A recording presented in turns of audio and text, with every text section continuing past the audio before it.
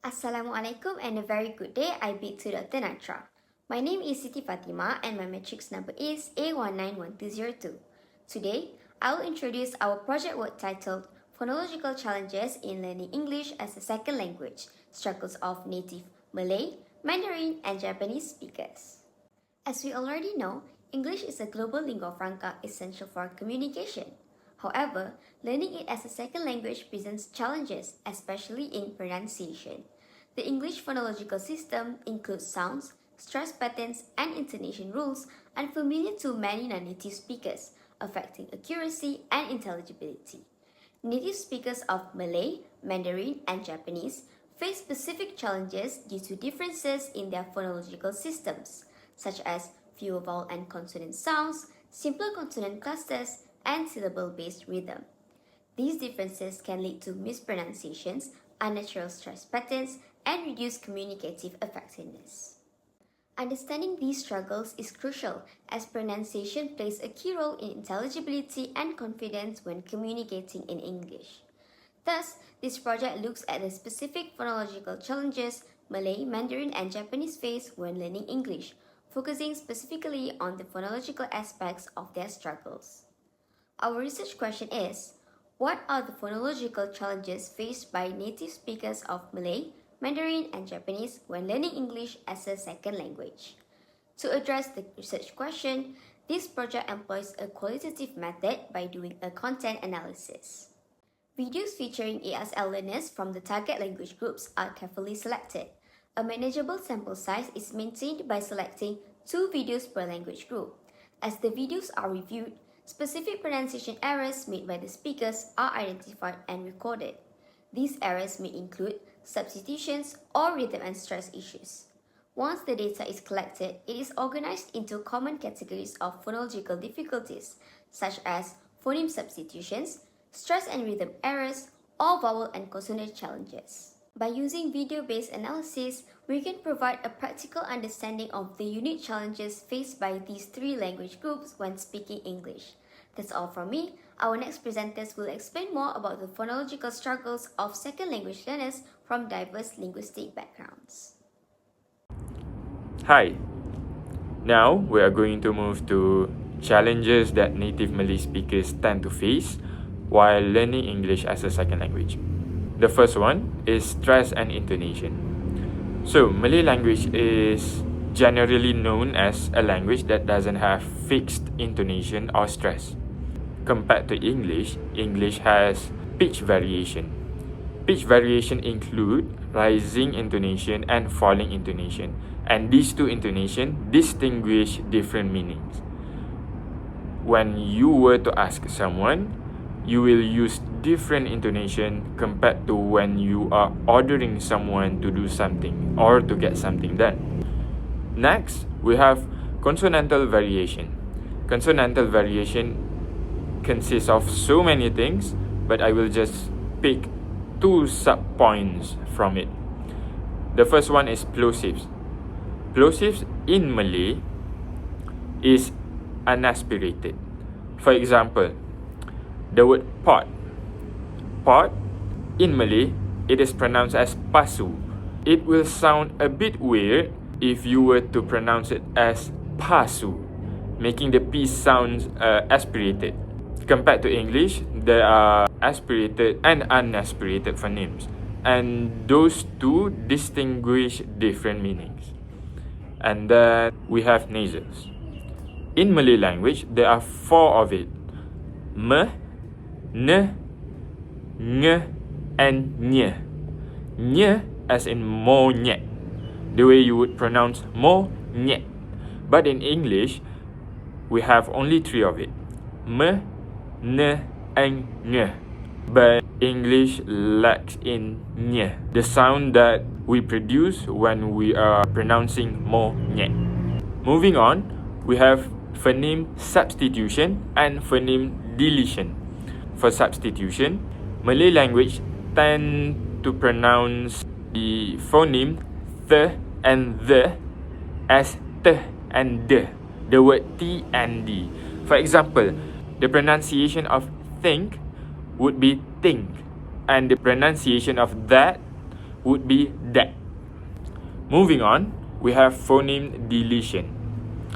In English, the final consonant is pronounced correctly, appropriately. For example, the word hand. Hand. Can you hear the D sound that I'm making while pronouncing the word hand? Now, in Malay language, they tend to drop the final consonant of the word. It will become hand instead of hand.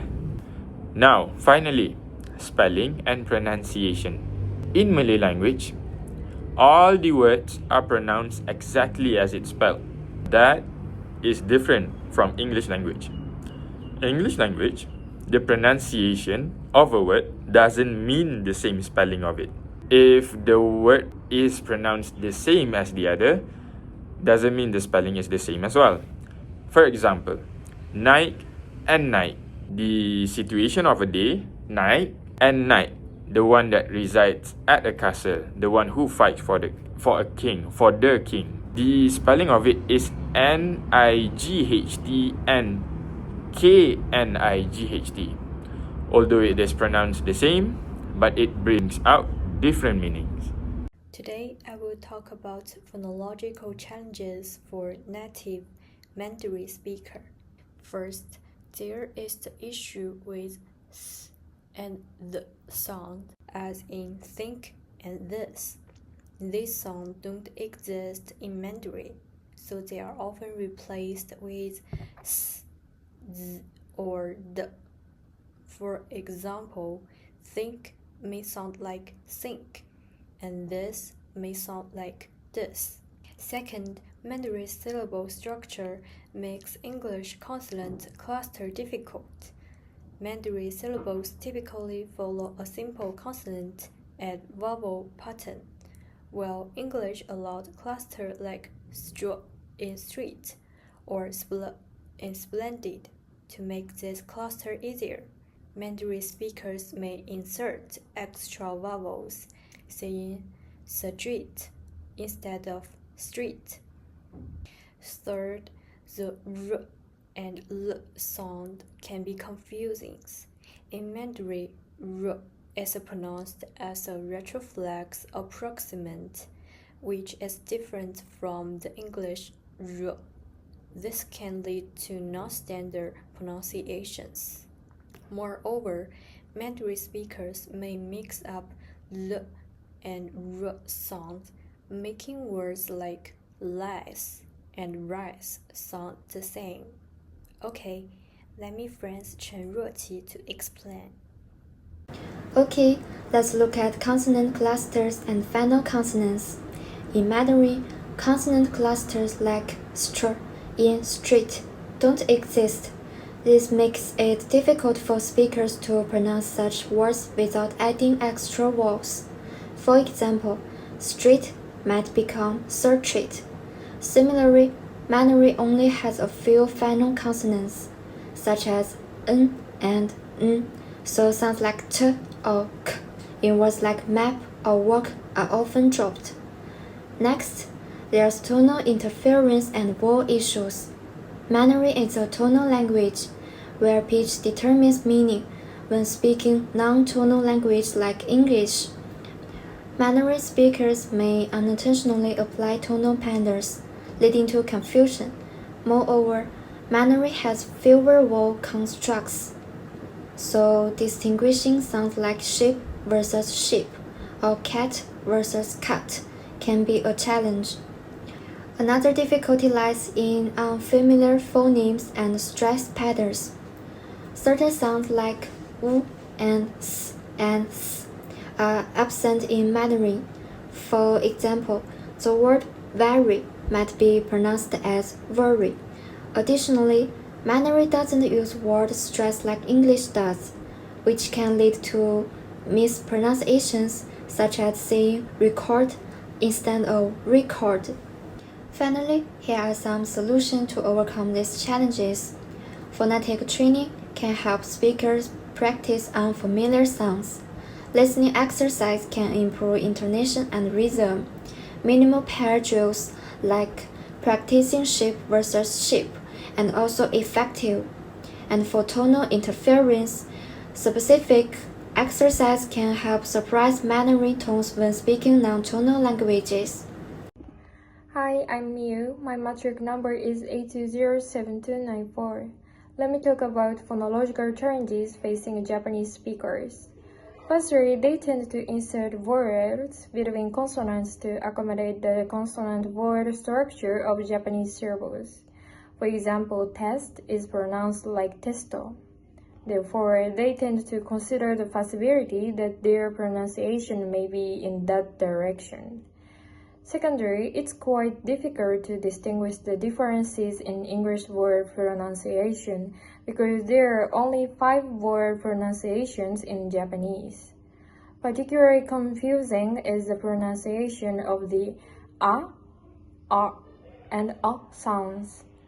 They pronounce iPad as iPod instead of iPad. Similarly, in English, they need to distinguish between the pronunciations of the consonants that do not exist in Japanese. For instance, and v and b. In addition, s and z are replaced to z, sh, or j, like thing becomes sing. Lastly, Japanese katakana sometimes confuses their English pronunciation. Katakana is one of 3 writing systems used in Japanese and used for writing foreign words, technical terms, loan words, and names. This simplified the pronunciation of non-Japanese words by adapting them to fit the Japanese phonetic systems. For example, the English word taxi becomes taxi in katakana. Thus, they need to understand English words with English pronunciation apart from katakana pronunciation. In conclusion, our research sheds light on the unique phonological challenges faced by Mandarin and Japanese speakers when learning English. Beyond the technicalities of pronunciation, this presentation highlights a deeper understanding of how language shapes communication and identity. These challenges are not simply barriers, but opportunities for growth, both for learners and educators. For learners, recognizing these patterns fosters self-awareness and a clearer path to improvement. For educators, it emphasizes the importance of culturally sensitive teaching strategies that acknowledge the complexities of language acquisition. Ultimately, this research is a reminder of the power of language to connect us and the value of empathy and precision in overcoming linguistic differences. By addressing these challenges, we can not only help learners achieve fluency, but also contribute more to building a much more inclusive and understanding global community in general. Thank you for listening.